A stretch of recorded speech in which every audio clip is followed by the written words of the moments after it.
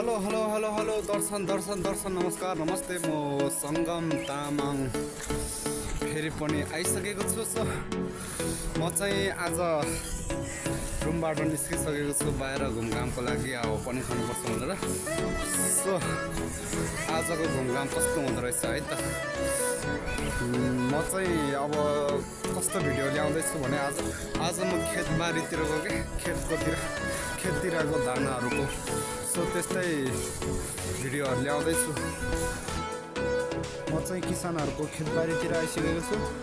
खेततिर बारी चाहिँ होइन सो है दामी छ कि मलाई चाहिँ दामी लाग्छ यस्तो यस्तोहरू यस्तो अब हरियाली चाहिँ मलाई लास्टै मनपर्छ क्या पहिल्यैदेखि दामी छ गाइस।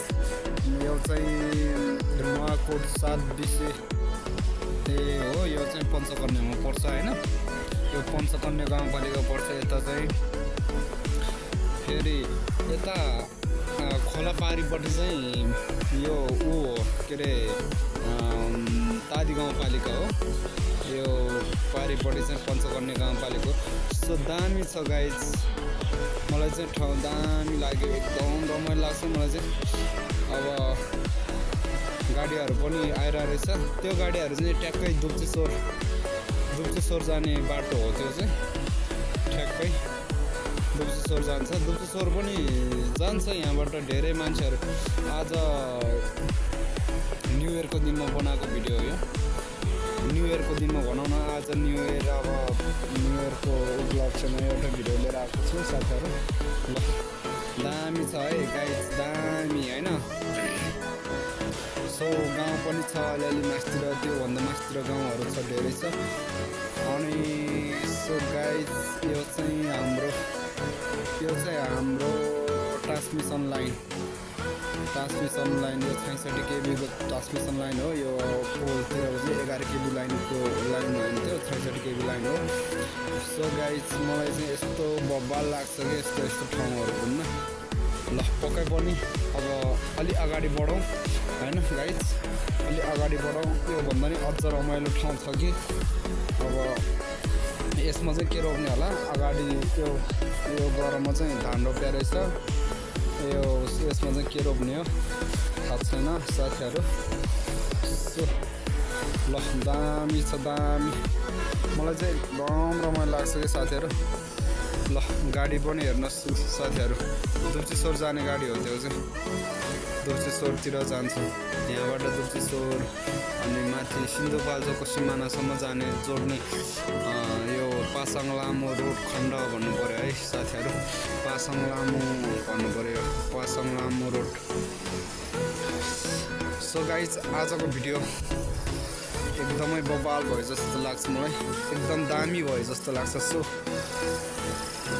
हजुरहरूलाई कस्तो लाग्यो सल्लाह दिनुहोस्।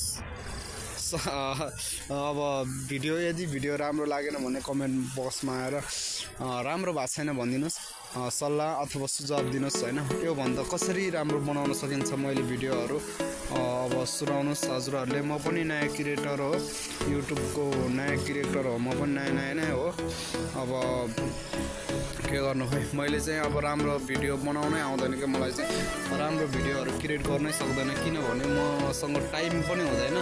म चाहिँ हाइड्रो पावरमा जब गर्छु, त्यही भएर मैले चाहिँ खासै टाइमहरू दिन सकिरहेको हुँदैन। सो गाइज कस्तो लाग्यो भिडियोहरू, ल ठाउँ कस्तो लाग्यो। 7 डिसे भन्छ यो ठाउँ।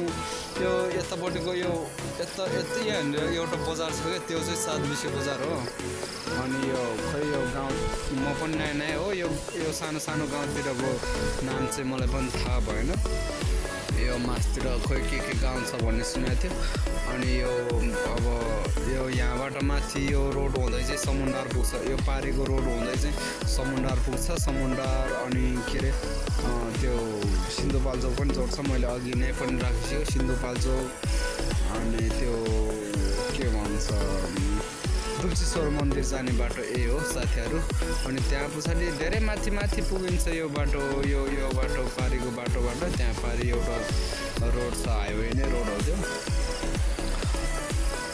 अनि यो चाहिँ हाम्रो हाम्रो अब गोठ रहेछ यतातिर गाउँतिरको अब हुन्छ नि खेतीपाती गरेर केही सामानहरू राख्ने ठाउँ होला उहाँहरूको अब